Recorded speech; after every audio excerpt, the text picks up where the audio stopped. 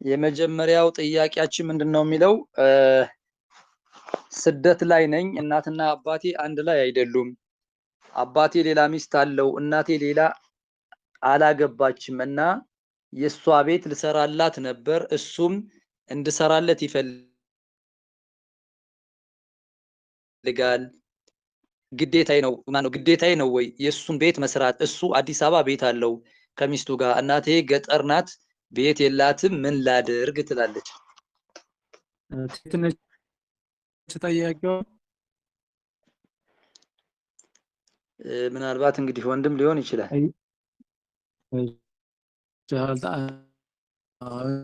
ዝል ግልጽ ቢያደርጉ ለወደፊት ጥሩ ነው የሚሆነው ኢንሻአላህ إن الحمد لله نحمده ونستعينه ونستغفره ونعوذ بالله من شرور أنفسنا ومن سيئات أعمالنا من يهد الله فلا مضل له ومن يضلل فلا هادي له وأشهد أن لا إله إلا الله وحده لا شريك له وأشهد أن محمدا عبده ورسوله رب اشرح لي صدري ويسر لي أمري اللهم أسألك الهدى والسداد اللهم وفق ما تحب وترضى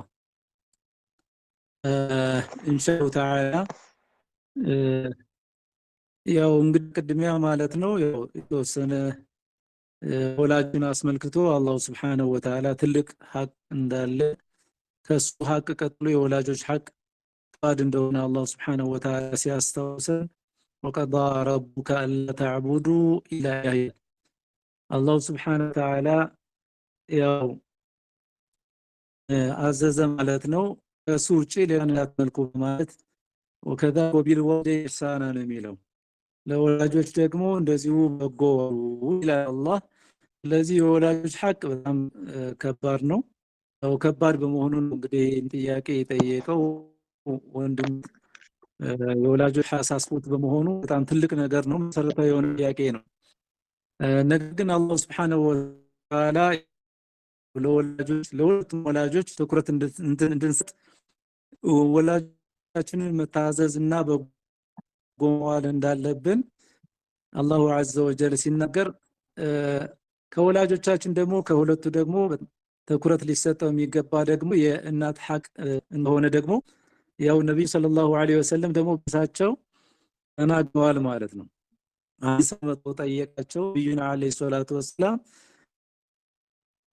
በጎለት የሚገባኝ ማን ነው ብሎ ሲጠይቃቸው ያው እናት ነው እሺ ከዛስ አሁንም እናትህን ነው እሺ ከዛስ አሁንም እናትህን ነው ብለው ሶስት ደጋግመው ተናግረዋል ከዛ በሻላይ ነው እንግዲህ ثم አከ ያሉት ማለት ነው ከዛ በኋላ ثم الأقرب فالأقرب ቅርብ ዘመዶች ይቀጥላሉ ማለት ነውና እዩ ትኩረት የሚሰጣት ከአባት ይልቅ ያው በጣም እናት ትኩረት ይሰጣታል ይሄ ደግሞ ማለት ያው የአባትን ክብር ይቀንሳል ማለት አይደለም ስለዚህ ለወላጆቻችን በጎ ማለት ያስፈልጋል ስለዚህ ከጥያቄው አንፃር ስመጣ ይሄ ቤት መስራት የሚባለው ነገር ግንባታ መገንባት ለወላጆች ዋጅብ አላደረገውም አላህ Subhanahu Wa Ta'ala በሸሪዓ ማለት ነው ነገር ግን ያው ማም ከምንሰራቸው ስራዎች ትልቅ ከሚባሉት መካከል ሙስተሐብና የወዱ ከሆኑ ሰዎች መካከል ነው ዋኛው በእኛ ላይ ግድ የሚሆነው ምንድነው በልጅ ላይ ለወጆች ያው ነፈራ የሚባል ነገር አለ ከነዚህ ውስጥ ያው መኖሪያ አንዱ ነው መኖሪያ ያው ተከራይተው ማኖር ይችላሉ ልጆች ማለት ወላጆችን ተከራይተው ማኖር ይችላሉ ተከን ያስፈልጋቸዋል መኖሪያ ያስፈልጋቸዋል ህክምና ያስፈልጋቸዋል እነዚህ ላይ ትኩረት ማድረግ የሚያስፈልገው ስለዚህ ልጅቱ ወይም ደግሞ ይህ ሰው የጠየቅ ጥያቄ ያው እናቲቱ ምንም ቤት እንደሌላት ነው ሰው ደግሞ ቤት አለው ስለዚህ ያው የምሰጠው መልስ ለናቲቱ ቤት ስለሌላት ናቲቱ ቤት ስሪላት የሚለው ነገር ያው ምላሽ ይሰጣል ለምን እሱ ከአዲሱ ሚስት ጋር አዲስ አበባ ቤት ስላለው የሚያስፈልገው አይደለም ቤት ባይኖረው ኖሮ ምንም ችግር አለ ያው ተከራይቶ መኖር ስለሚቻል ማለት ነው ስለዚህ እዚህ ማወቅ የሚገባን ነገር ያው በሸሪዓችን ሶስት ነገሮች አሉ ሐጂያት ضروريات እና ቲንያት የሚባሉ አሉ ضروريات የሚባለው በጣም አንገብጋቢው ነገር የሚበላው የሚጠጣው ሲታመሙ ማሳከም እዚህ ትኩረት ማድረግ ያስፈልጋል ማለት ነው። ከዛ በተጨማሪ የግንባታና የተለያዩ ቤቱን በተለያየ ዲዛይን መስራት ያው ተህሲንያት ከሚሉት ውስጥ ነው የሚገባው። በጣም ማስዋብ ማሳመር። ስለዚህ ለወላጆች በጎ መዋል ያስፈልጋል። ነገር ግን ያው ይህች ሴት ወላጅ ወይም ደግሞ አባት ቤት ስላለው ለእናቷ ተሰራ ምንም ችግር የለባትም የሚል መልስ ነው የምንሰጠው ኢንሻአላህ። አላሁ አዕለም። ባረከላሁ ፊኩም ወጀዛኩሙላሁ ኸይረን። ሌላኛው ጥያቄያችን የሚሆነው በሁለት የተፈታች ሴትና ኢዳዋ አልቆ ድጋሚ ኒካህ ያደረጉ ቢሆን ከዛ በኋላ አንድ ፍቺ ነው ወይ የቀራቸው ወይስ እንደ አዲስ ይቆጠራል ለማለት ነው? እዚህ ላይ እንግዲህ ዑለሞች ያው በይኑነቱን ሱግራ የሚባል አለ የፍቺ አይነት። ይሄው የተጠየቀው ጥያቄ ያው በይኑነቱን ኩብራ ይባላል። ሁለት ጦላቅ ወይም ደግሞ ሁለት ፍቺ ፈቶ ከዛ በኋላ ያው የዒዳዋን ዘመን ከጨረሰ በኋላ ቢስ መልክ ነው የሚያገባት። ካገባት በኋላ ያው የፍቺው ዘመኑ ፍቺው አዲስ ነው የሚሆነው። ይሄ ጦላቅ የሚባለው ወይ ደግሞ የበፊት ቀሪዋን የምታሟላ የሚል ጥያቄ ነው የተጠየቀው። ስለዚህ ይሄ ዑለሞች የተስማሙበት ጉዳይ ነው። በይኑነቱ ሱራ የሚባለው አሁኑ የጥያቄው አይነት የተጠየቀው አይነት ጥያቄ ነው። ሚስት ያው አንድ ፍቺ ይቀራል፣ አንድ ጦላቅ ይቀራል፣ ሁለቱን ጨርሷል እና ከዚህ በኋላ ያው በአዲስ መልክ ካገባ ያቺው አንዷን የምትቀር ማለት ነው። አንዷ ትቀራለች። ያችን በጥንቃቄ ይዞ ያው ትዳሩን አሳምሮ መኖር ነው ያለበት። ሶስቱን ከጨረሰ በኋላ ግን ሌላ ባል ያው አግብታ ከዛ ባል ጋር እንግዲህ አላህ ሽቶት ማለት ደግሞ ለሆኖ ከተገናኙ በኋላ ከፈታት ያው ማግባት ይችላል። የድሮ ባል ማግባት ይችላል። ካገባት ግን ያው እንደ አዲስ ነው የሚሆነው ማለት ነው። እንደ አዲስ ይሆናል። አዲስ ሚስት ሲያገባ ሶስት ዘመን እንዳለው ሁሉ የፍቺ በዛ አይነት መልክ ይሆናል። والله اعلم። مرحبا بارك الله فيكم وجزاكم الله خيرا። ሌላኛው ጥያቄያችን ቁርአን ስቀራ ከበቀራ ጀምሬ ግማሽ ስደርስ ከኢኽላስ እጀምራለሁ፣ ይህ እንዴት ይታያል? ይህ እንግዲህ በጣም አውላውና በጣም በላጩ ያው በተርቲቡ ሱረቱል በቀራ ይዞ ወደ ታች ወደ ሱረቱን ናስ መውረዱ የባጭ ያቀራር መንገድ እንደሆነ ዑለሞች ይመክራሉ። ነገር ግን ምንም ይከለክል ነገር የለም። ከላይ ወደ ታች እየቀራች ሂዳ ወይም ደግሞ እየቀራ ሄዶ መሀል ላይ ሲደርስ አቁሞ እንደገና ከአዑዙ ቢናስ ጀምሮ እንደገና ወላይ ቢወጣ ምንም ችግር የለውም፣ የሚከለክል ነገር የለውም። እንግዲህ ለዚህ ማስረጃ ያስፈልጋል። ማስረጃ እንግዲህ ያው ያገኘሁት ማስረጃ ምንድነው ለዚህ ለመፈቀዱ ነብዩ ሰለላሁ ዐለይሂ ወሰለም ያው ሰዓት በሚያሰግዱበት ጊዜ የሌሊት ሰዓት ከሱረት በቀራ ተነስተው ከቀን በኋላ ገና ወደ ሱረቱ ኒሳ ሱረቱ አሊ ዒምራንን ዘለው ወደ ሱረቱ አሊ ዒምራን ከሄዱ በኋላ ገና ተመልሰው ወደ ሱረቱ ናስ ወደ ላይ ወጥተዋል ማለት ነው። ስለዚህ ይሄ ምንም ችግር የለውም። ምንድነው አንቀጾችን ማገለባበጥ ነው። አንቀጾች ማገለባበጥ ለምሳሌ ሱረቱ ኢኽላስ ላይ ቁል ሁወላሁ አላሁ ሶመድ ለም የሊድ ወለም ይውለድ የሚለውን ለም የሊድ አላሁ ሶመድ ቁል ሁወላሁ አሐድ እያሉ ያገለባበጡ መቅራት ይሄ ክልክል ነው። ይሄ ክልክል ነው። ወይም ደግሞ ነስር ብንመጣ ለምሳሌ ወልፈትህ ነስሩላህ ኢዛ ጃአ እያልን ማገለባበጥ ከላይ ወደ ከታች ወደ ላይ አድርጎ መቅራት ይሄ ክልክል ነው። ሱራዎችን ግን ከታች ወደ ላይ ከላይ ወደ ታች ጃኢዝ ነው፣ ምንም ችግር የለውም፣ የሚከለክል ነገር የለውም። አላሁ አዕለም። ባረከላሁ ፊኩም ወጀዛኩሙላሁ ኸይረን። ሌላኛው ጥያቄያችን ስለ ዝምድና መቁረጥ አብራሩልን። በአቂዳ ጉዳይ ስንለያይ ሙሉ ለሙሉ መጠያየቃችንን ስናቆም ይሄስ ከዝምድና መቁረጥ ይመደባልን ይላል። ይሄ በጣም መሰረታዊ የሆነ ጥያቄ ነው።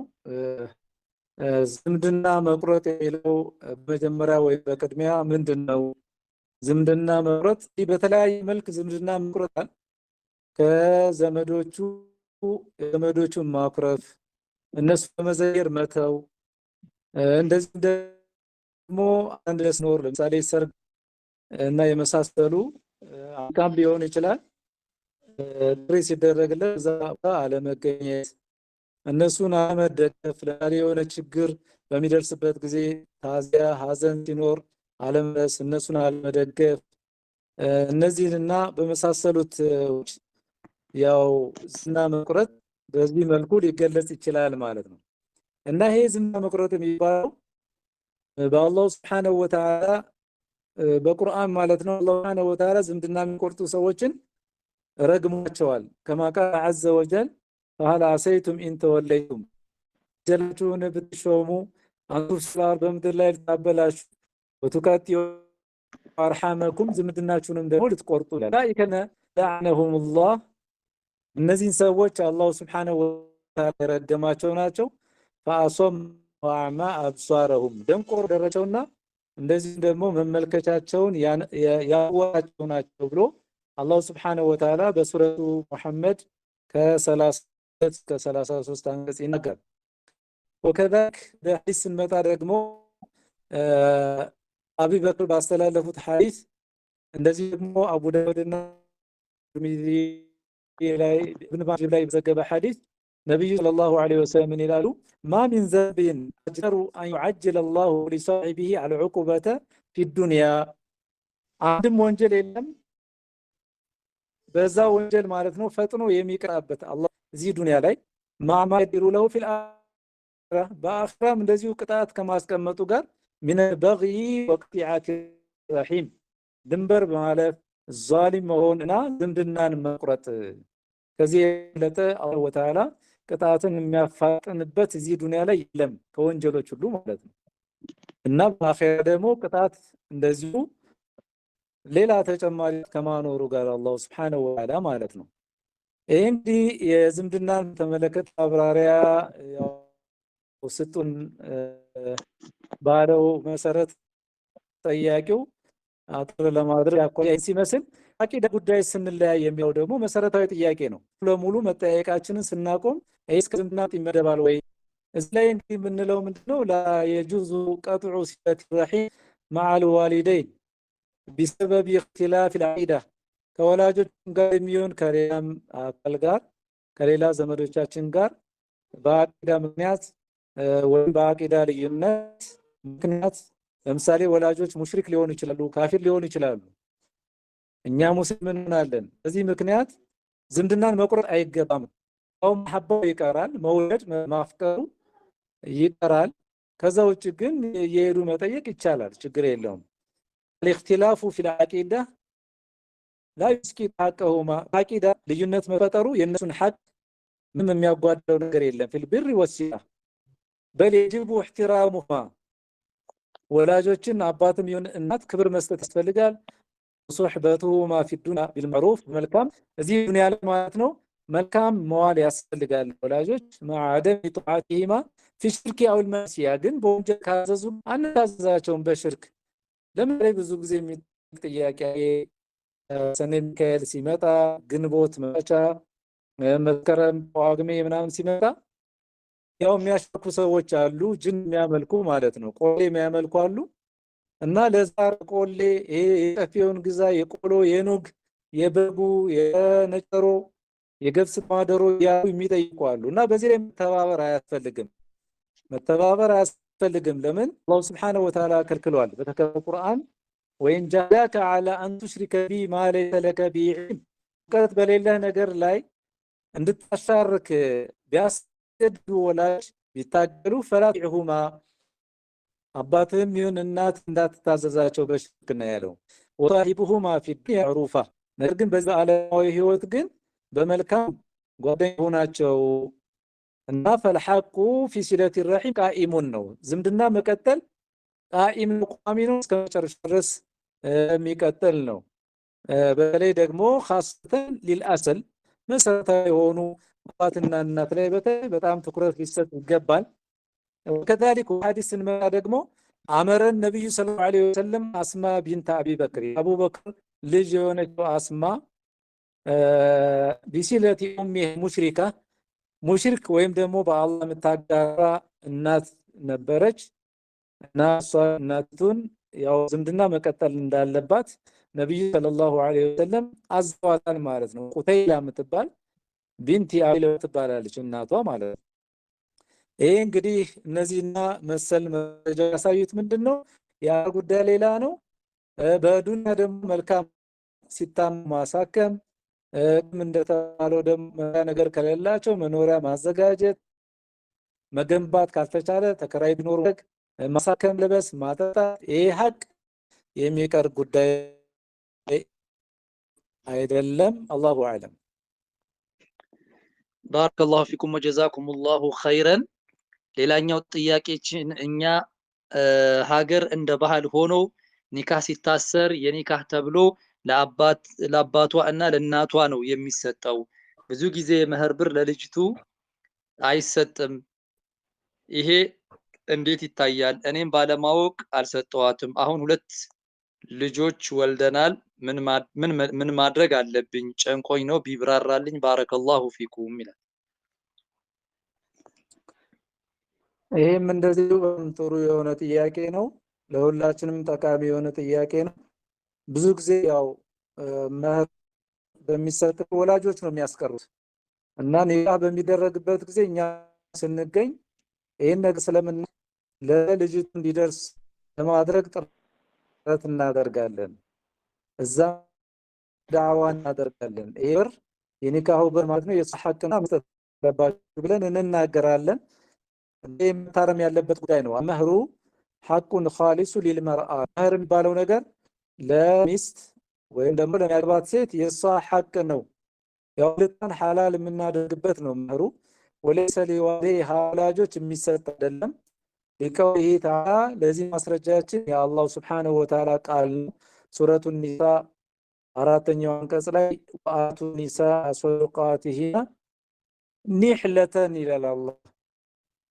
ለሴቶችም መህራቸው በደስታ ስጡ፣ ምንም ነገር ሳይከፋችሁ ስጡ ነው የሚለው አላህ ሱብሓነሁ ወተዓላ። ስለዚህ የሷ ሐቅ ስለሆነ የሚባለው ነገር በሚሰጥ ይችላል በጊት ይችላል። ስለዚህ መስጠት ነው ያለብህ የሷ ሐቅ ስለሆነ መስጠት አለብህ እና ምናልባት እሷ ይቅር ካልተወችው በስተቀር ኢዛልም ተስተሊሙሁ ዘውጀቱ ሰዳቃ ኢን ሰዳቋን ወይም ደግሞ መህሯን ሚስት ካልተረከበች ፈኢነሁ የብቃ ደይነን ቢዚመቲ ዘውጅ የጅቡ ሰዳቁ ነው የሚሉት ዑለሞች። ደን ሆኖ እዳ ሆኖ ጫንቃ ላይ ይቀር የጅ ሰዳዱ ይህን ነገር መስጠት የግድ ይሆናል ማለት።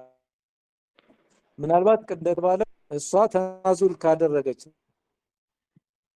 በቃ ይቅርብኝ ችግር የለውም አልፈውም ካለች ይሄ ምንም ችግር የለውም። እና ብዙ እዚህ ጋር ማሳወቅ ነገር ሴቶች ብዙ ጊዜ ይበደላሉ፣ ወንዶች ይበድሏቸዋል።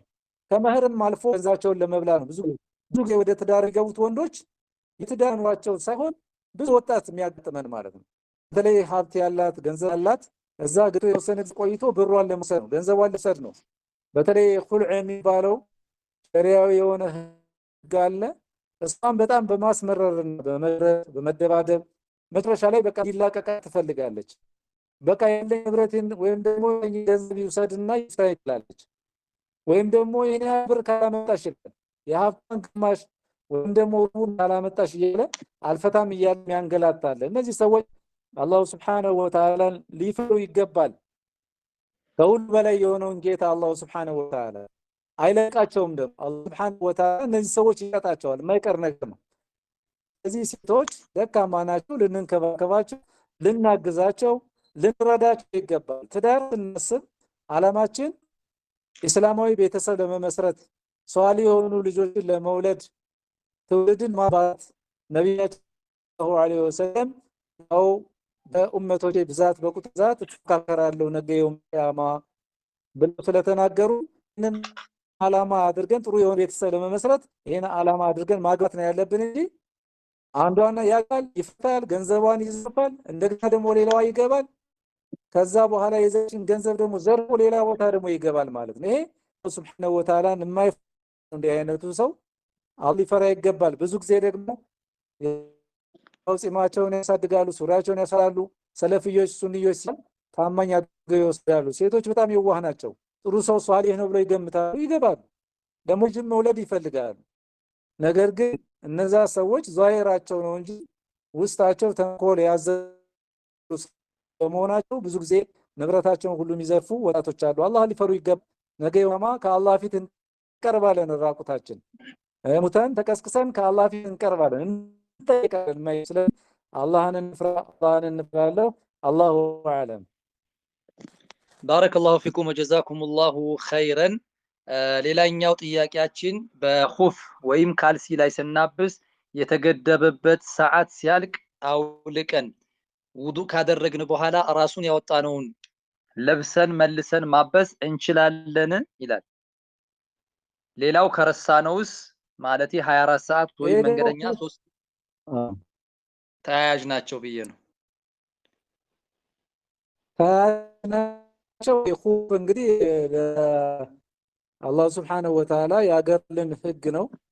ሰፈር በምንወጣበት ጊዜ ያው ለሶስት ቀን ነው የተፈቀደልን ማለት ነው። እዚህ ሀገር ውስጥ ደግሞ ካለን 24 ሰዓት ነው የተፈቀደልን እያበስን መቆየት ዱዓ አድርገን ከዛ በኋላ ካጠለቅን በኋላ ፋችን ያው ኺላፉ ያለው ምንድነው ማበሱ ላይ ነው። ማበሱ ላይ የት ነው የሚጀምረው? የተለየ ኺላፍ አለ። ካጠለቅንበት ጀምሮ ነው የሚሉ አሉ። ዶ ከፈታንበት ጊዜ ጀምሮ ነው የሚሉ አሉ። ካበስንበት ጀምሮ ነው የሚሉ አሉ። ራጅሑ ልክ ግን ሼኽ ኢብኑ ባዝም የሚናገሩት ያው ሐደሱ ነው ይላሉ። ውዶ መፍታት ውዶ ከፈታበት ሰዓት ጀምሮ የሚለው ያው ጅምሁሩል ዑለማ አብዛኛው ዑለማ በዚህ ሄደው ሼኽ ሰይሚንና ሌሎች ደግሞ ያው ከአበሰበት ሰዓት ጀምሮ አንድ ብሎ ይጀምራል። ከዛ በኋላ 24 ሰዓት ይላሉ። ስለዚህ ያ ቀን ካለፈ በኋላ አውልቆ እንደገና ውዱ አድርጎ ከዛ በኋላ ነው እንግዲህ ያን መጠቀም ይችላል። አድርጎት የነበረውን ኹፍ እንዳዲስ መጠቀም ይችላል። ላም ኹፍ መጠቀም ይችላል። የሚከለክል ነገር የለውም እዚህ ላይ እና ከረሳ የሚለው ነው ደግሞ ሁለተኛው ጥያቄ። ከረሳው ማለት 24 ሰዓት ወይም መንገደኛ ከረሳና ዝም ብሎ እያቀጠ ይሄ ሶላቱ ውድቅ ነው የሚሆነው። በዛ የሰገደው ሶላት ልክ አሁን ውዶ ሳይኖረን ሰዓት ብዘግድ እና ምንም ፋይዳ የለውም። በኋላ ትዝ ቢለን ያ ሶላት መመለስ አለበት። ይሄ ነው። አላሁ አዕለም። መርሐበን ተቋርጦ ነበር። አፎን እኔ ጋ ነው።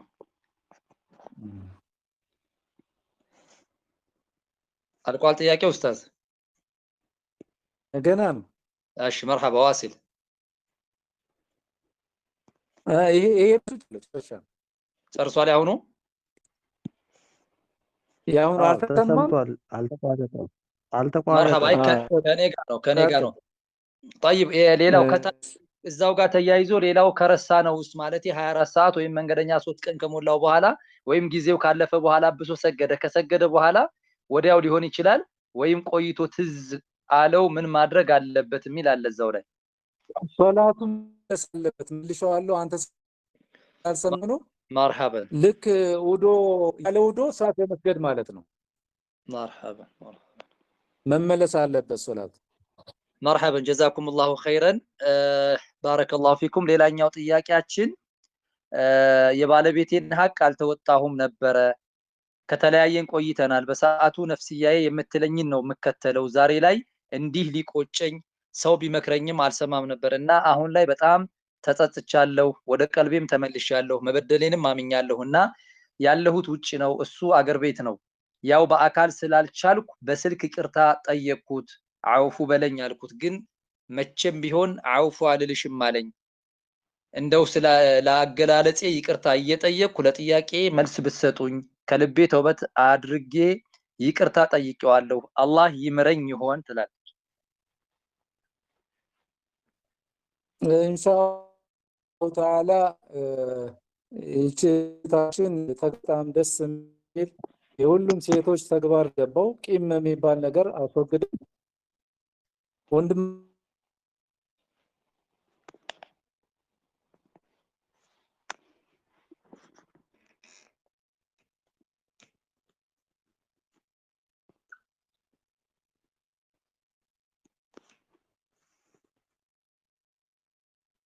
ወንድማችንንና እህታችንን ማዳበር የለብን። እንግዲህ ያውቅ ነው በዲዩ አጥፍቻለሁ ተውብቻለሁ ስለዚህ ተሳስቻለሁ ተመልሻለሁ ካለች ምናልባት አንዳንድ ያው ዙልሙን አላወቅነውም ለችው በደል ማለት ነው። ምናልባት ንብረት ነክ ነገር የወሰደችው ነገር ካለ ያ መመለስ አለበት ነው። እሱ አፉ ካላለ ያ የወሰደ ነገር ካለ ያ መመለስ ይኖርበታል። ከዛ ውጭ ግን ከአላህ Subhanahu Wa Ta'ala በኩል ባለው ሸርዓን ምንም ነገር ወንጀል የለባትም ትክክለኛ የሆነ ተውበት ነው። ይሄ ደግሞ فالخطأ من طبيعة البشر ስህተት የባህሪ ነው። وليس الاشكال ان يقع الانسان خطأ አንድ ሰው ችግር የለውም ስህተት ላይ መውደቁ አይደለም ችግሩ ولكن الاشكال هو التنادي في الخطأ ስህተት ላይ መዘውተሩ ነው አደጋው وعدم اعتذار من الخطأ وعدم التوبة من الخطأ ከስህተት አለመተውበት ዋናው ችግሩ ማለት ነው። ስለዚህ ይሄ በጣም ተፈላጊ ነገር ነው። እታችን የሰራሽው አላህ ጀዛሽን ይክፈለው በጣም ትልቅ የሆነ ስራ ነው እና ወኩሉ ኢንሳን هي كما قال النبي صلى الله عليه وسلم ሁሉም ሰው ነብዩ ሰለላሁ ዐለይሂ ወሰለም ተናገሩት ኩሉ በኒ አደም ብለዋል። ረሱል አለይሂ ሰላቱ ወሰለም ልጅ በአጠቃላይ خطأ ነው ተሳሳች ነው وخير الخطئين التوابون ከተሳሳቾች ደግሞ በጭ የሚባለው ተውበት ያደረገ ተጸጽቶ የተነው ማለትና ኢንሻአላህ በዚህ አጋጣሚ ያው ለወንድማችን የምንመክረው ምክር አውፍ እንድትት ነው። አጥፍቻለሁ እያለች ነው ይህች እህት አጥፍቻለሁ ብላለች። እንግዲህ አላህ Subhanahu Wa Ta'ala ብሎ ከተገናኛችሁ ኸይር ነው። ምናልባት እንደገና እሷም ካላገባች መመለስም ፈልጋ ከሆነ ነች መመለሳችሁ በጣም ኸይር ነው። አውፍ ትላት ይባል ልብ ተጸጽቻለሁ እያለች ነው። አጅሩ በጣም ትልቅ ነው። አውፍ ማለት አልዓውፍ ወሰፍ من اعظم اخلاق الاسلام ነው። ይቅር ማለት አውፍ ማለት ከእስልምና ስነባሮች በጣም ትልቁ ነው። وفه عظيم يثمر عزة في الدنيا በያ ትልቅ የሆነ ክብር ያገኛል አንድ ሰው አውፍ ካለ اجر مضاعفة يتقبل من ያገኛል مغفرة الله ومحبته الله يا الله سبحانه وتعالى ምህረት ያገኛል ይቅር ያለ አላህ ይቅር ይለዋል ያላህን ውዴታም ያገኛል አኺራ وهو دليل على قوة النفس كمال الإيمان እምነቱ ሙሉነት ምልክት ነው የነፍሱ ጥንካሬ ምልክት ነው። ودليل من القرآن ለዚህ ማስረጃው ከተከበረው ቁርአን من عفا وأصلح فأجره على الله فمن عفا وأصلح ይቅር ያለ አውፍ ያለ ያስተካከለ ነገሮችን فأجره على الله ምንዳው በአላህ ላይ ነው አላህ አነባብሮ ይከፍለዋል። وكذلك من السنة በነብዩ ሰለላሁ ዐለይሂ ወሰለም ሐዲስ ደግሞ አዛሁ عبدا بعفو الا عزا አንድ ባሪያ እኮ ማለት ነው አውፍ አይልም አላህ የጨምረው አውፍ በማለት الا عزا ልቅና ነው አላህ የሚሰጠው ደረጃ ነው የሚሰጠው። ስለዚህ እህታችንን አውፍ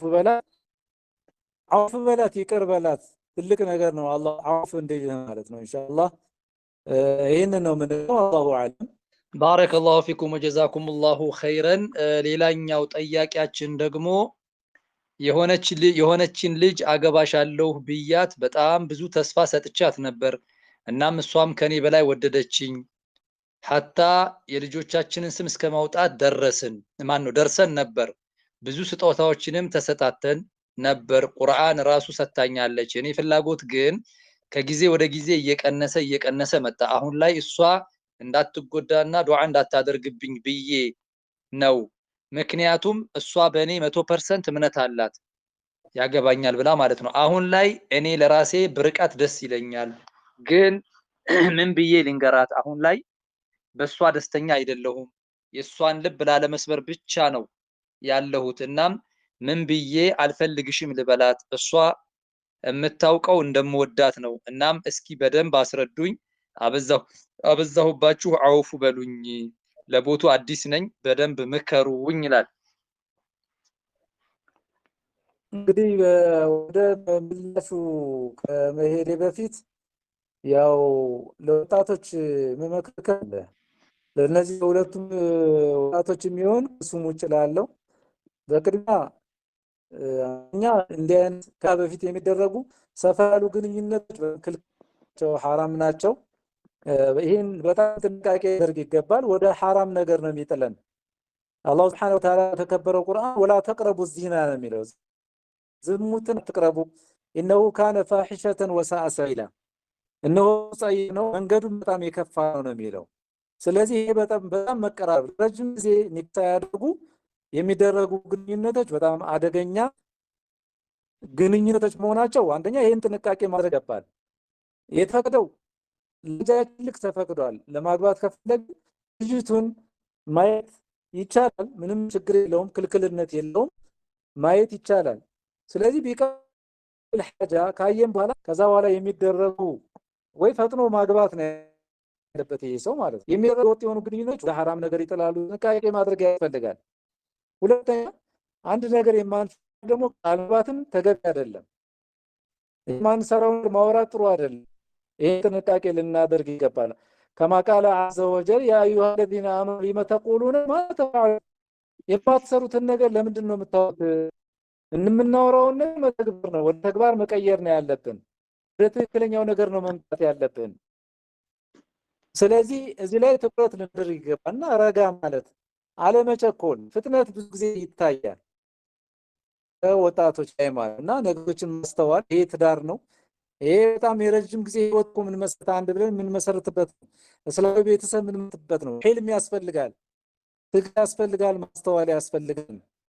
አላህን መፍራት ነው የሁሉም ነገር ቁልፍ፣ አላህን መፍራት ነው። አላህን ልንፈራ ይገባል። ከዚህ በኋላ ያው ወደ መልሱ ስመጣ ያው ለሐጅ عليك بعدم الزواج منها እሷ አለማግባትህ ምንም ችግር የለውም። ያው ሁኔታው ከተቀየረ ነው አላማ ከሰው ሌላ ካዝነበለ እስካልጋባችሁ ድረስ ምንም ችግር የለው። ነገር ግን አንተ ተውበት ማድረግ ያለ ከምንድነው ከባለ አይነት ስታር የለው እስቲምራር ወይም ደግሞ ቀጣይነት ያለው አላቃ ህጋዊ ያልሆነ አላቃና ግንኙነት ከዚች ሲያር በማድረግ ለዚህ ተውበት ያስፈልገዋል። ከዛ በተረፈ በጥሩ በሆነ ቃል ያው እንትን ማለት አለበት። ለምንድነው ችግር የለውም ያለው? ያው ትዳር አዘዋጅ ወመወዳ ወረህማ ይላሉ ዑለሞች። ጋብቻ ማለት ውዴታ ነው፣ መዛዘን ነው። ስለዚህ ይጠላሃት አግባት ማለት አንችልም። ባለማግባት ወንጀል የለም። ነገር ግን ልጅቱን ያው ተስፋ ስለሰጣት ጥሩ ቃላትና ጥሩ በሆነ ምክር ለሷም ስምላሽ ማዘጋጀት ይኖርብሃል። አላሁ አለም። እንግዲህ ለንተም ለሷም አላህ መልካም የሆነውን ትዳር الله يكتماችሁ ላለው صلى الله على نبينا محمد وعلى اله وصحبه وسلم بارك الله فيكم وجزاكم الله خيرا ሌላኛው ጥያቄያችን ሐጅ ማድረግ ትልልቅ ወንጀሎችን ያስመራልን?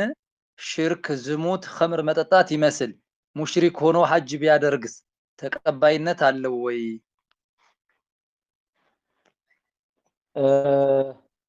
نعم الحج المبرور ያው በጣም ንጹህ የሆነና ጥርት ያለ ሐጅ ማለት ነው። ወንጀል ያልተቀላቀለበት ሐጅ يكفر جميع الذنوب ወንጀሎች ሁሉ አጠቃላይ ይሰርዛል። صغائرها وكبائرها ትንሽ ወንጀሎች ትላልቆች ሁሉ ይሰርዝ። بما فيه الزنا ዝሙትን ባኢር المتعلقة بحقوق الله الله سبحانه وتعالى حق ጋር ግንኙነት ያላቸው ከባድ ወንጀሎችን ያስመራል። ለነብያችን አለይሂ ሰላቱ ወሰለም من حج فلم يرفث ولم يفسق رجع كيوم ولدته امه ብለዋል ማለት ነው። ሐጅ ያደረገ ሰው በዛ መካከል የተለያዩ ወጸይ ነገሮችን ያልተናገረ፣ ዝሙት ያልፈጸመ፣ የፊስቅ ስራና መጥፎ ስራዎችን ያልሰራ ሰው ያው እናቱ እንደወለደችው ቀን እንደዛ ሆኖ ይመለሳል ማለት ነው። ንጹህ ነው ማለት ምን ሲቀር ኢላ አን حقوق العباد كالمال والدم እነዚህ ነገሮች ሲቀሩ የሰው ሐቅ ከሆነ ግን አያስምረውም ነው የሚለው። ሰው ገሎ ወስዶ ከሆነ አያስምረውም ሐጅ ማድረጉ። ደም ከዛሊክ ሰው ገሎ ነው የሚያድን ነገር አይደለም። እና ይሄን ነገር ያው ተጠለቁ አተሐልሉ منها ከዚህ ነፃ የሚሆንበት ሁኔታ ማመቻቸት አለበት። የሰው ገንዘብ ወስዶ ከሆነ መመለስ አለበት። አመሽርኩ ሽርክ ትልቁ ሽርክ ከእስልምና የሚያስወጣው فلا يغفر الا بالتوبه الصادقه قبل الحج ከሐጅ በፊት ትክክለኛ የሆነ ተውበት አድርጎ ነው መሄድ ያለበት። ያ رجال الله እናንተ ያላህ ወልዮች ድረሱልኝ፣ የሞቱት ሰዎች ድረሱልኝ፣ አብዱል ቃድር ጀይላኒ ድረሱልኝ፣ ድረሱልኝ ይሄ ቆሌዛ አውጋር ምናምን እየተባለ የተለያዩ አምልኮችን የሚያመልክ ከሆነ ሐጅ ቢያደርግ አይደለም። የጀማዓተ ሙስሊሚን ልብ ልንል ይገባል። አብዛኛው ሰው ደግሞ በአላህ የሚያጋራ ነው። አላህ የሚያጋራ መጥቶበት አለብን። ይሄ ነው በየቤቱ ያለው። ሮብ ይላል፣ ሐሙስ ይላል፣ ቅዳሜ ይላል፣ ሰኞ ኢስነይን ይላል። ሰባቱ ቀን ተይዟል። ሰባቱ ቀን ከካፊሮች በምን ተለየን? ገብርኤል፣ ማርያም፣ ኪዳነ ምሕረት እያሉ ባለዚያር እያሉ ጣፋሉ ከሚያመልኩት በምን ተለየን? ያ ጀማዓተል ሙስሊሚን እባካችሁ ተውበት አድርገን እንመለስ። ቀለል ሞት ከሞታችን በፊት እንተውበት ይገባል። ስለዚህ ሽርኪቶ ወልይ እያመለከ ነሸደንገላ ድረሱልኝ እያለ አብዱልቃድር ጄላኒ ድረሱልኝ እያለ ሻሊ ጎንደር ድረሱልኝ እያለ ሐጁ በምንም ተአምር ጠቅላላ ዒባዳ የሚባለው ነገር ተቀባይነት አይኖረውም። ሶላቱም ሐጁም ሁሉም ማለት ነው። ስለዚህ ሙሽሪክ ሆኖ ሐጅ ቢያደርግ ተቀባይነት አለው የለውም? ለምን አላህ ሱብሓነሁ ወተዓላ በተከበረው ቁርአን ኢነመል ሙሽሪኩነ ነጀስ ነው የሚለው። በአላህ የሚያጋሩ ሰዎች ናቸው። ፈላ የቅረቡል መስጂደል ሐራም የተከበረ መስጂድ እንዳይቀርቡ ካዕባ እንዳይገቡ መካና መዲና እንዳይገቡ ነው የሚለው። ይሄን ልናውቅ ይገባል። አደሊሉ ዐላ አነ አላህ ላ የቅበሉ ልዓመለ ሚማ አሽረክ ቢሂ በአላሁ ስብሓነሁ ወተዓላ ያጋራ ሰው ስራው ተቀባይነት እንደማያገኝ ማስረጃው ሁወል ቁርአኑ ከሪም ወሱነቱ ነበውየቱ የአላሁ ስብሓነሁ ወተዓላ ቁርአን አንደኛው ማስረጃ የነቢዩ ሰለላሁ ዐለይሂ ወሰለም ሐዲስ ነው ማስረጃችን ያ ነው። በተከበረው ቁርአን አላህ ወለቀድ ኡሒየ ኢለይከ ወኢለ ለዚነ ሚን ቀብሊከ በእርግጥ ወደ አንተ ወሕይ አውርደናል ያ ሙሐመድ ቁርአን አውርደንልሃል። ከአንተ በፊት ወደ ነበሩት ነቢያቶችም ቁርአን መጽሐፍ አውርደናል። ለኢን አሽረክ መልቱ ምንድን ያወረደው ብታጋራ ለየሕበጦነ ዐመሉከ ስራህ እኮ በእርግጥ ይሰረዛል። የሰገድከው ሶላት፣ የጾምከው ጾም፣ የሰደድከው ሰደቃ፣ ያደረግከው ሁሉ ውድቅ ነው የሚሆነው ይላል አላህ። ወለተኩነነ ሚነል ኻሲሪን ከሳሪው በእርግጥ ትሆናለህ። ይሄን እንግዲህ ነብዩ ሰለላሁ ዐለይሂ ወሰለም ነው እንደዚህ የሚያስጠነቅቃቸው አላህ ማለት ነው። ወደ ሐዲስ ስንመጣ ደግሞ ሐዲስ ቁድሲ አላህ ሱብሓነሁ ወተዓላ በሐዲስ ቁድስ ምን ይላል? እና አግነ ሹረካኢ አን ሽርክ እኔ ተጋሪዎች ተጋርተው ከሚገኙት ጥቅም ነፃ ነኝ። ምን አመለን አሽረከ ፊህ መዒ ገይሪ ተረክቱ ወሽርከሁ ከኔ ጋር ሌላን አካል አጋርቶ ለአላህና ለሸሆቹ ተብሎ ስራ ሰርቶ የመጣ ሰው እሱንም እስከ ሽርኩ ተዋለው ይላል አላህ። ስለዚህ ያ ጀማዓተል ሙስሊሚን ጸጸት የማይበት ጊዜ ከመምጣቱ በፊት እንተውብት ነው የሚለው። እንተውብት ሰዎች ምን ይላሉ ዑለሞች? አራት ቦታዎች ላይ ይላሉ። አራት ቦታዎች ላይ ጸጸት ይጸጸታሉ ከሞት በኋላ ማለት ነው። እነዚህ ጸጸት ምንም ጠቀሜታነት ለምሳሌ የሞት ጊዜ ሰው ልጅ ይጸጸታል። ሐታ ኢዛ ጃአ አሐደሁሙል መውት ይላል አላህ ቃለ ረቢ ርጅዑኒ ሞት የመጣበት ጊዜ ጌታዬ ወይ መልሰኝ ባክህ እድሜ ስጠኝና ላስተካክል ይላል። በፍጹም ነው የሚለው አላህ። ሁለተኛ ሲቀሰቀስም እንደዚሁ ይጸጸታል የሰው ልጅ ማለት ነው። ወአንዚሪ ናሰ የውመ የእቲሙል ዐዛብ ቅጣት በሚመጣቸው ጊዜ የሰው ልጆችን አስጠንቅቃቸው። ፈየቁሉ ለዚነ ዘለሙ እነዛ የበደሉ ሰዎች ይላሉ ረብና ጌታችን ሆይ አኺራ አዘግየን አጀሊን ቀሪቢን ወደ ቅርብ አጀል መልሰን ይላሉ። ኑጅብ ዳዕተከ ዳዕዋን መርሐባ እንድንል ጥሪህን ወተቢዕ ሩሱሎችንም እንድንከተል ይላሉ። ምን ይላቸዋል? አለም ተኩኑ አቅሰምቱም ምን ቀብሉ ማለኩም ሚን ዘዋል ይላቸዋል። ሁሉ አለ ሁሉ ከባድ ነገር ይመጣል። ያ ጀማዓተል ሙስሊሚን ከአላህ ፊት ስንቀርብ እንጸጸታለን፣ ትርጉም የለውም። ወለው ተራ ኢዚል ሙጅሪሙነ ናኪሱ ሩኡሲሂም ዒንደ ረቢና አብሶርና ወሰና ጌታችን ሁሉን ነገር አየ፣ ሁሉን ነገር ሰማን። ፈርጂዕና ነዕመል ሷሊሃን መልስንና መልካም እንስራ ይላሉ። ኢና ሙቂኑን ይላሉ እኛ አይተናል አረጋግጠናል። ይፈይዳል ያን ጊዜ ከአላህ ፊት ሲቀርቡ የለም እሳት ውስጥ የገቡ ጊዜ ይጸጸታሉ። ወሁም የስጠሪኹነ ፊሃ እዛ ውስጥ ይንጫጫሉ ጀሃነም ውስጥ ገብተው ረበና አኽሪጅና ጌታችን ወይ አውጣን ከዚህ እሳት ነዕመል ሷሊሃን መልካም ስራና ገይረ ለኩና ነዕመል ከዚህ በፊት ስንሰራው እንጂ መልካም ስራ እንስራ የለም። አላህ ምን ይላቸዋል? አወለም ኑዓልኩም ማ የተዘከሩ መን ተዘከር ወጃአኩም ነዚር አንድ ሰው ሊገሰጽበትና ሊመከርበት የሚችልበትን ጊዜ ዘመን እድሜ አልሰጠኋችሁም?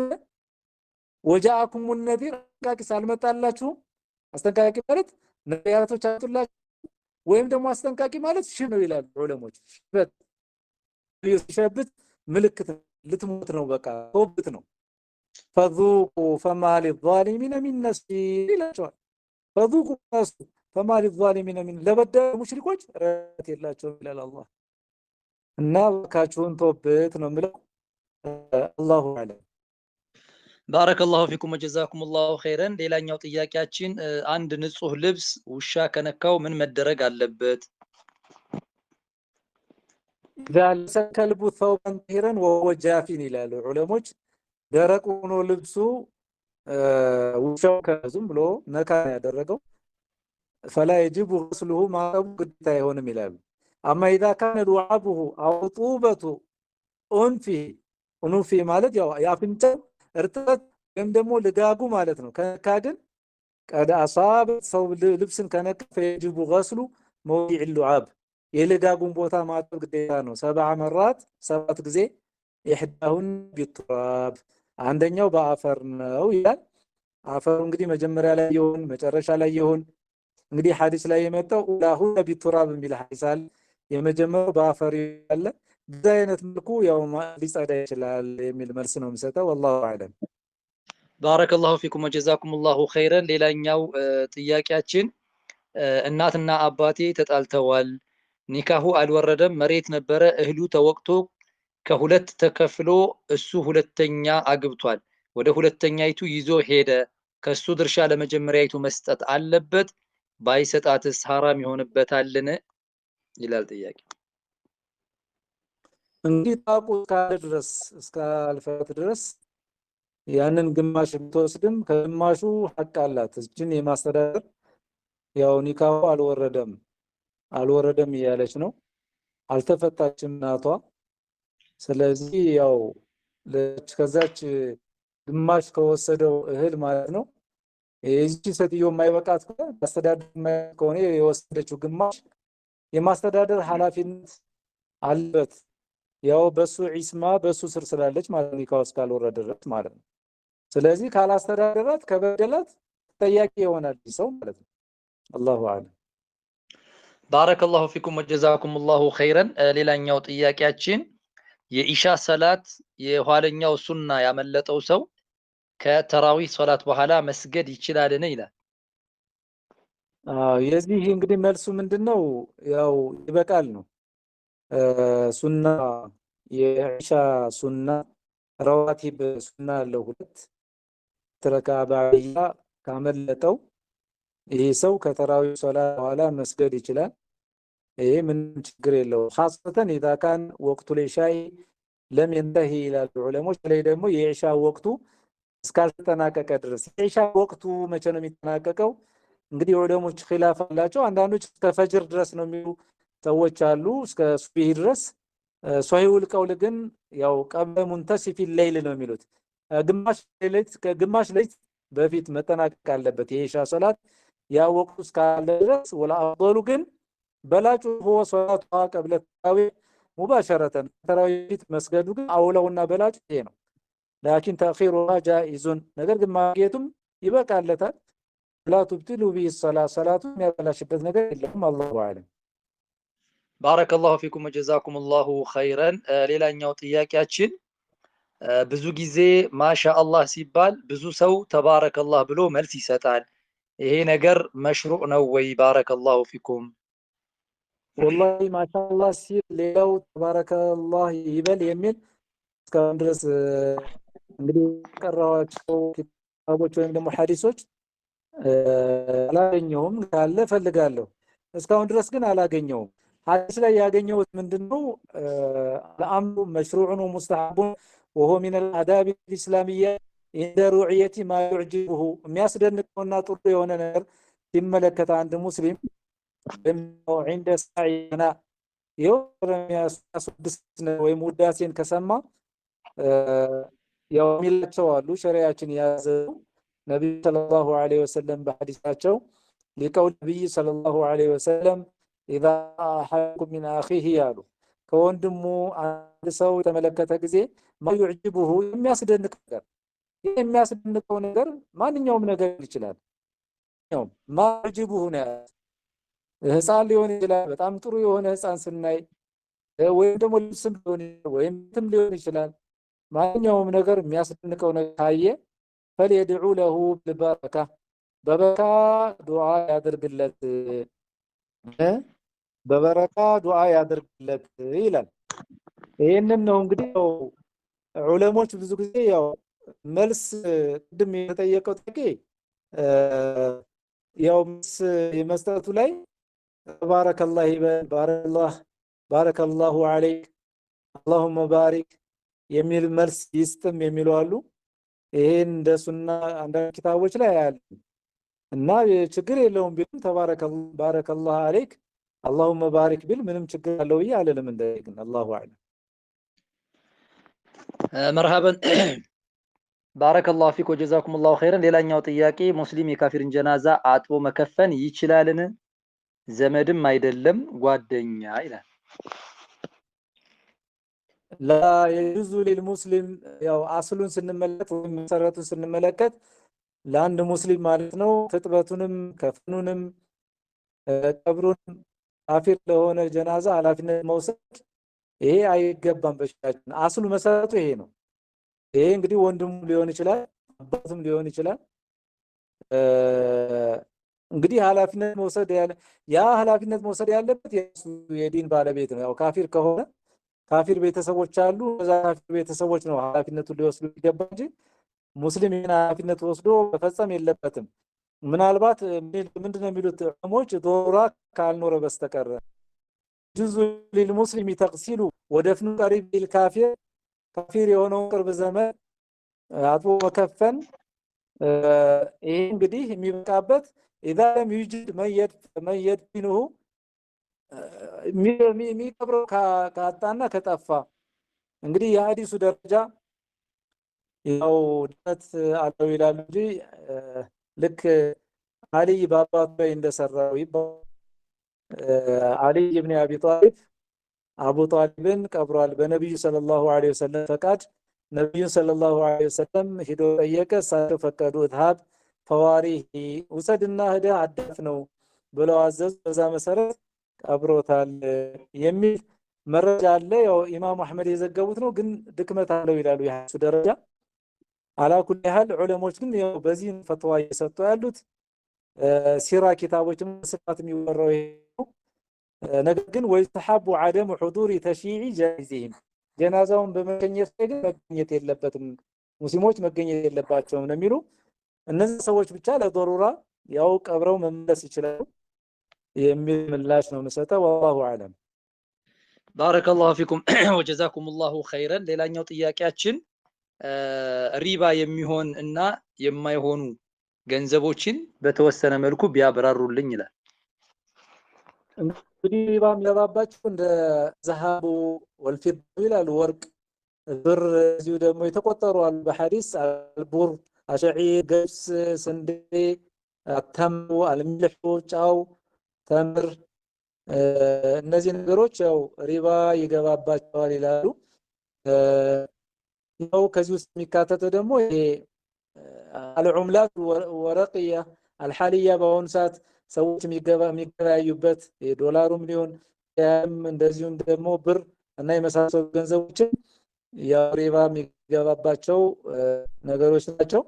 ከውጭ ግን በማይገባባቸው ነገሮች ያው መውዙን ያልሆኑ ይላሉ የማይመዘኑ የማይሰፈሩ የሆኑ ነገሮች ለምሳሌ የሚችሉ ሰያራት መላቢስ መኪናዎች ልብሶች የቤት እቃዎች እና የመሳሰሉ እንደዚህም ሐይዋናት እንስሳቶች እና የመሳሰሉ ነገሮች حتى ምግብ መጣጡ ወላጥዒመት التي لا تكال ولا تنو كالخضروات والفواكه ፍራፍሬዎች እና የመሳሰሉት ነገሮች እነዚህ አይገባባቸውም ይላል። አላሁ አለም። ባረከላሁ ፊኩም ወጀዛኩሙላሁ ኸይረን። ሌላኛው ጥያቄያችን የረመዳንን ጾም በእኔ ላይ ግዴታ ሆኖብኝ ወይም ለመጾም ደርሼ ያልጾምኩበት ጊዜ አለ። ላለመጾሜ ምንም ሸሪዓዊ ምክንያት የለኝም። ምክንያቱም እድሜ ደርሶ አልደረስክም አትችልም የሚል የቤተሰብ ምክንያት ነበር። አሁን ቀዷ ማውጣት ነው ያለብኝ ወይስ ምንድነው የማደርገው? እንግዲህ من أخر قضاء صيام رمضان أو بلا عذر ያለምንም ምክንያት ማለት ነው ያስተአኸረ ተአኸረ ረመዳን ወአኸር ያው የጅቡ عليه القضاء قضاء እሱ ላይ ግዴታ ያለበት ነብይ ጅምሁሩ ዑለማ ደግሞ ያው ከቀዷ ጋር ምስኪን ይሄ እንግዲህ ጀህለን ማይምነት የሚባለው ነገር አያሰጠውም። መጾም ያው ከለፍ ሆኖ ደርሷል። እንደዛ ሰዎች ላይ ነገር ቢሉትም ይሄ በጫንቃ ያለ እዳ ስለሆነ ቀዷ ማውጣት አለበት። ከቀዷው ጋር ደግሞ ያው ሙሩ ዑለማ ብዙ ጊዜ የሚሉት ነገር አለ። ያው እንደ ፋራም ይሆንለታል። ጣዓሙ ምስኪን በእያንዳንዱ ቀን ደግሞ ያው ምስኪኖች አሉ። አላ ኩሊ ሐል ያው ዋናው ግን ቀዷው ማውጣት ይኖርበታል። አላሁ አለም። ባረከላሁ ፊኩም ወጀዛኩሙላሁ ኸይረን። የዛሬው የመጨረሻ ጥያቄያችን የሚሆነው አባቴ የደም ግፊትና የሽንት ቧንቧ ችግር አለበት እና ረመዳንን ለ2 ዓመት እየከበደው መጾም አልቻለም ነበር። ከዛ በሶስተኛው ዓመት ጾመና መጨረስ አልቻለም። አሞት አቋረጠውና የዚህን ዓመት ይከብደኛል ብሎ አልጾመም። ከፋራው ምንድነው? ጀዛኩሙላህ። حكم والديك هو الإفطار مع وجوب الفدية إطعام مسكين كل يوم ነው ያው መጾም ካልቻለ ማለት ነው በያን ምስኪን ማብላት ነው ይፈጥራል። አሙ ካልቻለ ካልሆነለት ያፈጥራል በየቀኑ ግን ያው ለምስኪኖች እንደ ምስኪን ማብላት ይኖርበታል። ይሄ ደግሞ ያው በሽታው ምናልባት ማይድን ከሆነ ነው እንግዲህ መዳን የማይችል ከሆነ በሽታው እንዲህ አይነት ከፋራ ሊያወጣ የሚችለው። አለበለዚያ ግን ይጥል ብሎ ተስፋ የሚደረግ ከሆነ ግን አፍጥሮ በሚድንበት ሰዓት ያው ጾሙን መጾም ነው ያለበት። አልቀዷው إذا كان يرجى شفاؤه መዳን የማይችል ከሆነ ነው እንግዲህ ገንዘብ ካለው ለእያንዳንዱ ቀን ማለት ምስኪን የሚያበላው ማለት ነው። ተስፋ የሚደረግና መዳን የሚችል ነገር ሆነ ቆይቶ ቀዷው ማውጣት አለበት። ወለሊካ لقول تعالى من كان مريضا وعلى سفر በሽተኛ ከሆነ ወይም በሰፈር ላይ ከሆነ فعدة أيام أخرى በሌላ ቀን ቆጥሮ ቀዷው ማውጣት አለበት የሚል ምላሽ ነው የምንሰጠው። الله أعلم وصلى الله على نبينا محمد وعلى آله وصحبه ጀዛኩሙላሁ ኸይረን። ያው እንግዲህ ሼኻችን ሼኽ ዩሱፍ አህመድን አላህ ሱብሓነሁ ወተዓላ እድሜያቸውን ከእውቀትና ከመልካም ስራ ጋር እንዲያስረዝምልን አላህ ሱብሓነሁ ወተዓላን እየጠየቅንና እየተማጸንን ያው እንግዲህ ይሄ የአባይ ማዶ የሰለፊያ ቢላል መስጂድ ቻናል የተቋቋመበት ዋናው አላማ እንደነገርኳችሁ በተደጋጋሚ እየጠቆምኩ ማለፍ ስላለብኝ ነው። ያው የመስጂድ ግዢና ግንባታን ለማሳካት የተቋቋመ ነው። ከ20 ዓመት በላይ በክራይ ላይ ሲንገላቱ የነበሩ ወንድሞቻችን ናቸው። እሱን ታሳቢ አድርጎ የተመሰረተ ከመሆኑ ጋር ለምንድነው እስላማዊ የሆኑ ዕውቀቶችን የማናሰራጭበት በሚል በራስ ተነሳሽነት ለዳዕዋ እና እንዲሁም ደግሞ የተለያዩ የድምጽ ሪኮርዶች የሚለቀቁበት ጽሁፎች የሚለቀቁበት ሆኖ ቆይቷል።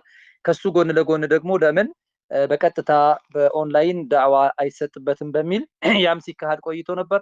በተጨማሪ ደግሞ ያው አብዛኛው ተራው ማህበረሰባችን ጥያቄዎችን ከመሻይኾች ዳይሬክት መጠየቅ የሚፈራበት ሁኔታ ስለነበረ በጥያቄ መልኩ በጽሁፍ ቢቀርብና ያ ጥያቄ በመሻይኾች መልስ ቢያገኝ ብዙ ወንድሞቻችን በየቤታቸው በየሥራ ቦታዎቻቸው ሆነው ሊጠቀሙበት ይችላሉ ከሚል አንፃር ያው አልহামዱሊላህ በዚህ መልክ ተሳክቶ ብዙ ወንድሞቻችን ጥያቄዎቻቸው መልስ እያገኙ እኛም እየተጠቀምንበት ነው ያለነው።